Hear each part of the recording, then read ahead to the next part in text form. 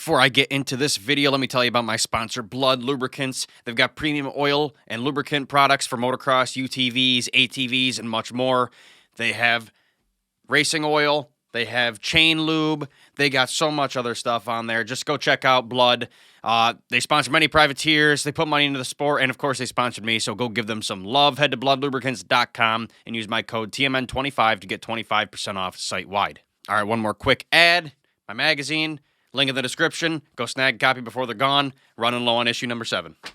All right, Seattle Supercross was one to remember. It was a fantastic race all around. Lots of great racing and drama included. Crashes here and there. Whole bunch of stuff. So one incident that had a combination of both of those subjects was Monster Energy Yamaha's Jordan Smith. Smith got off to a great start and quickly made his way up to second place. He sat there for a while playing cat and mouse for almost the entire race with the time deficit between him and Kitchen. Although it wasn't enough to catch Kitch, he was inching close, roughly 5 seconds behind, while third place, RJ Hampshire, was 17 seconds behind. So it was clear that Smith was the only guy who had the potential to catch Kitchen.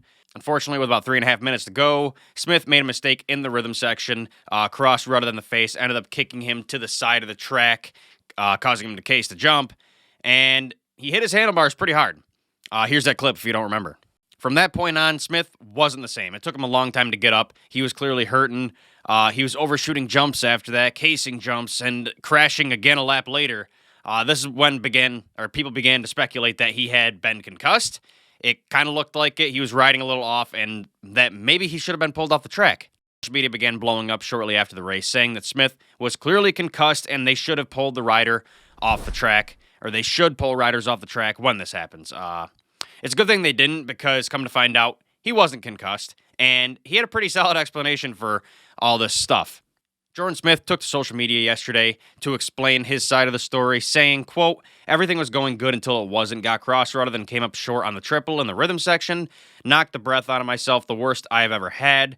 Couldn't breathe for about 30 seconds, and when I got back on the bike, my bars were really twisted and was extremely hard to ride in the ruts to finish the race. The Alpine Stars medical team pulled me in after the race to check for concussion symptoms, even though I didn't feel like I hit my head at all. I know it looked like I possibly hit my head during the crash, but my stomach and chest took the whole impact. I passed the concussion testing with no symptoms at all."